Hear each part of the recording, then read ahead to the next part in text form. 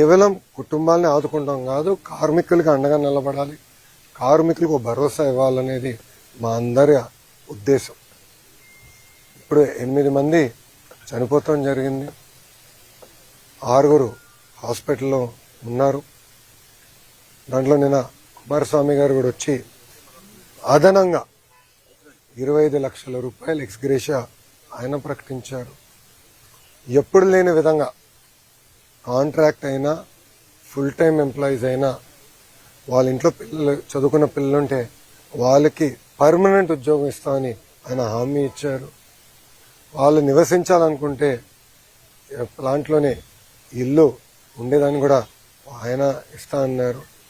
ఇంతేకాకుండా పర్మనెంట్ ఎంప్లాయీస్కి చాలా స్పష్టంగా ఇంత రావాలనేది ఉంది నిబంధనలు, అది కూడా మేము రివ్యూ చేస్తున్నాం.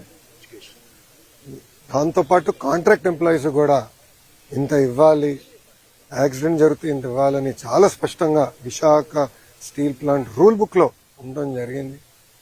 మేము ఇక్కడ వచ్చి కేవలం ఏదో చెక్ అందించి వెళ్ళేదానికి రాలేదు. ఆ కుటుంబాలకి శాశ్వతంగా అండగా నిలబడడానికి ఈరోజు ఎన్డీఏ ప్రభుత్వం అడిగేసింది. గతంలో ఎప్పుడు లేని విధంగా పర్మనెంట్ జాబ్ ఇస్తామని పెద్ద మనసుతో కుమారస్వామి గారు ఒక హామీ ఇచ్చారు. కేంద్రంలో ఉన్న సెక్రటరీ గారు ఇది ఎక్కడ లేదు కదా సార్ అంటే, అవసరం అవుతే నేను కేబినెట్ కూడా తీసుకెళ్తా, nothing to worry, I will get it done, నాది బాధ్యత. ఎందుకంటే ఆ కుటుంబాలకు మన అండగా నిలబడాల్సిన సమయం ఇదని ఆయన చెప్తాం జరిగింది. సో ఎక్కడ జరగలేదు. ఇప్పుడే గురువు గారు చెప్పినట్లు పిల్లలు కూడా చదువుకున్నాయి.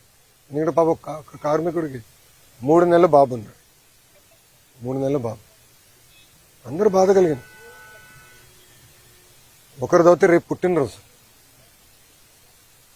సో వాళ్ళందరూ కూడా కుటుంబాలకు అండగా నిలబడాలి, బాధ్యత మా పైన ఉంది.